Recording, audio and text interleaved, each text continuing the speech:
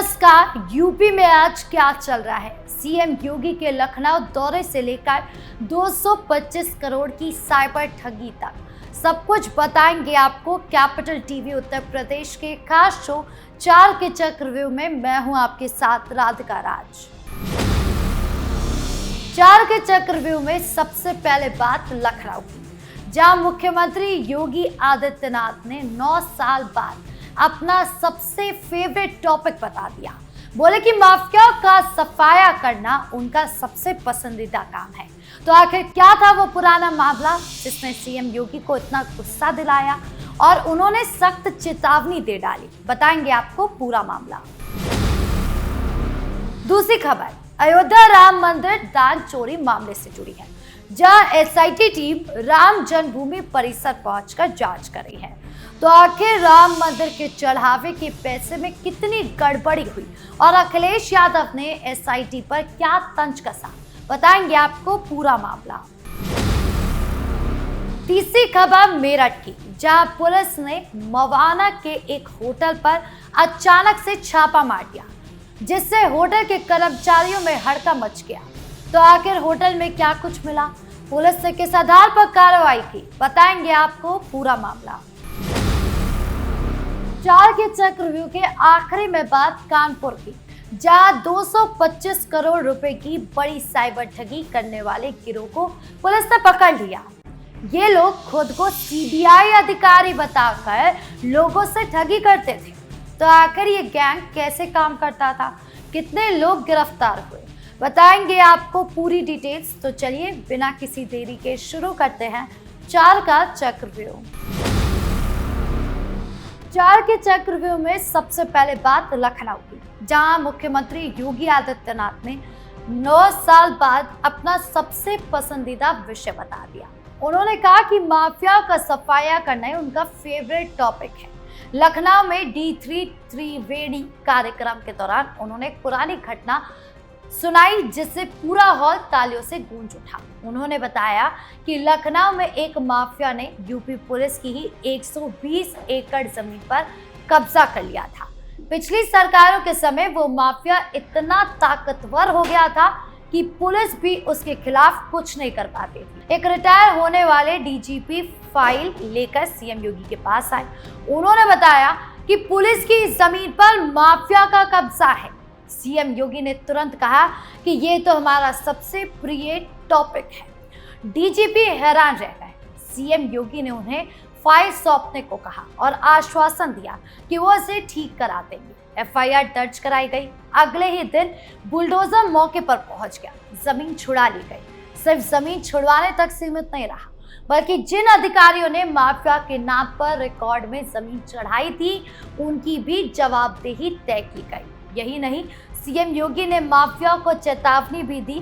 क्या बोले सीएम योगी, आप भी सुनिए। याद करना, आगे से अगर कहीं तुमने यूपी के अंदर लैंड कब्जा की तो मान के चलो कि तुम्हें यूपी में कोई ठिकाना नहीं मिलेगा। और आज आप देख रहे होंगे वहां पे बच्चे डिग्री, डिप्लोमा और सर्टिफिकेट कोर्सेज कर रहे हैं। ये बयान सिर्फ एक घटना नहीं, बल्कि योगी सरकार की पूरी नीति को दर्शाता है।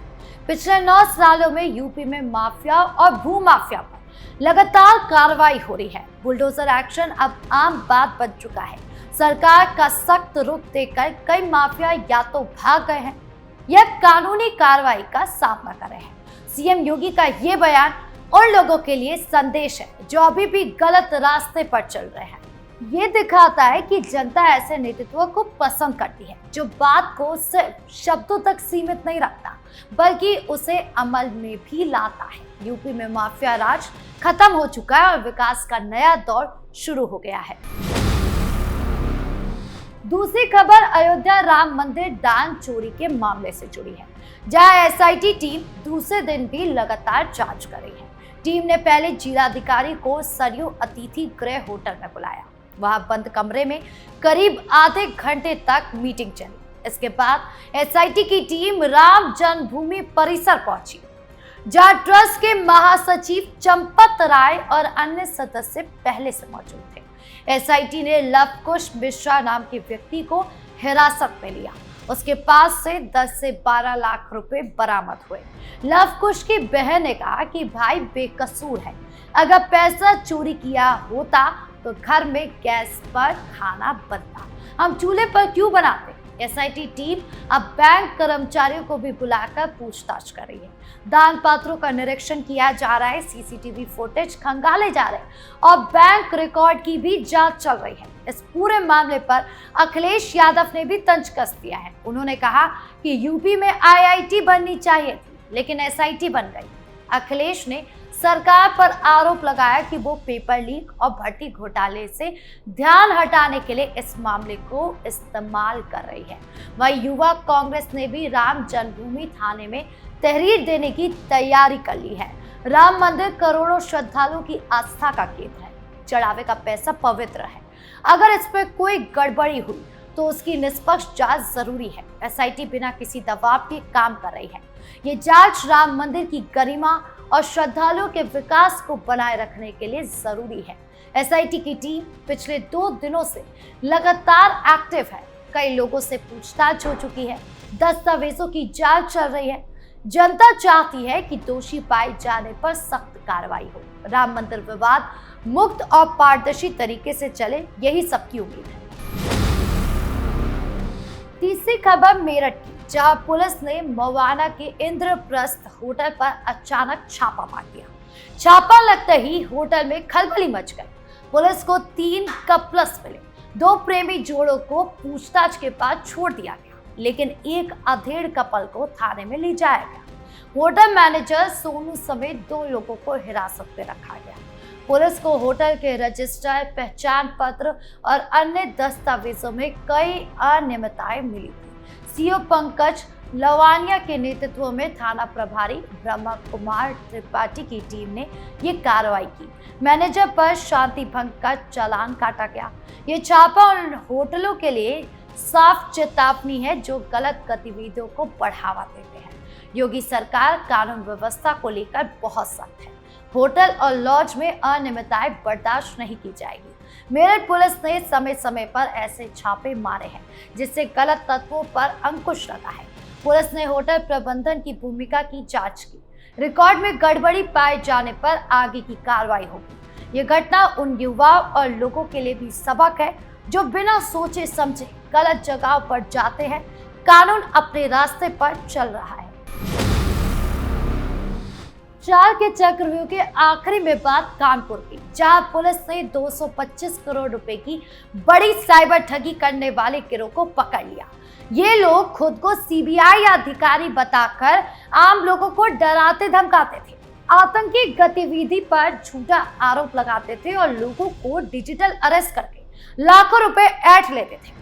सरगना राजन कटियार समेत कुल 6 लोगों को पुलिस ने गिरफ्तार कर लिया। इसके पास से कई mobile phone, tablet, bank passbook, chequebook और डेबिट कार्ड बरामद हुए। आरोपियों ने 450 से ज्यादा मयूल अकाउंट बनाए हुए थे। ठगी की गई रकम को क्रिप्टो करेंसी में बदलकर ट्रेस तोड़ने की कोशिश करते थे। कई राज्यों और शहरों से इस जगह के खिलाफ शिकायतें भी आई थी। पुलिस की जांच में पता चला कि ये गैंग काफी व्यवस्थित तरीके से काम कर रहा था। वो फोन पर कॉल करके कहते थे कि आपके नाम से आतंकवाद या अश्लील सामग्री, अश्लील कंटेंट से जुड़ा एक केस दर्ज है। फिर डराकर ऑनलाइन मीटिंग करवाते थे। स्क्रीन शेयरिंग के जरिए बैंक अकाउंट खाली करवा लेते थे। कई बुजुर्ग और कम पढ़े लिखे लोगों को इस ठगी का शिकार बनाया गया। कुछ लोगों ने अपनी सारी जमा पूंजी गंवा दी। कानपुर पुलिस की साइबर सेल ने इस मामले में काफी मेहनत की। तकनीकी जांच और ट्रैकिंग के जरिए इन ठगों तक पहुंच पाई। गिरफ्तारी के बाद अब पुलिस बाकी फरार सदस्यों की तलाशी कर रही है। ये 6 आरोपी अलग अलग जगहों से पकड़े गए हैं। आजकल साइबर ठगी के मामले बहुत तेजी से बढ़ रहे हैं। ये ठग सीबीआई, ईडी, पुलिस या बैंक अधिकारी बनकर लोगों का भरोसा जीत लेते हैं। इसीलिए सावधानी बरतना बहुत जरूरी है। अगर कभी भी कोई सीबीआई या पुलिस का होने का दावा करके फोन करे और पैसे मांगे तो तुरंत पुलिस को सूचित करें। कभी भी अपना ओटीपी, बैंक डिटेल या स्क्रीन शेयर नहीं करना चाहिए। यूपी पुलिस की साइबर सेल इन गैंग्स पर लगातार नजर रख रही है। ये गिरफ्तारी आम लोगों के लिए राहत की खबर है और साइबर अपराधियों के लिए एक बड़ी चेतावनी है। तो 4 के चक्रव्यूह में आज के लिए बस इतना ही। इन चारों खबरों में से कौन सी खबर आपको सबसे ज्यादा जरूरी लगी, कमेंट बॉक्स में जरूर बताएं। धन्यवाद।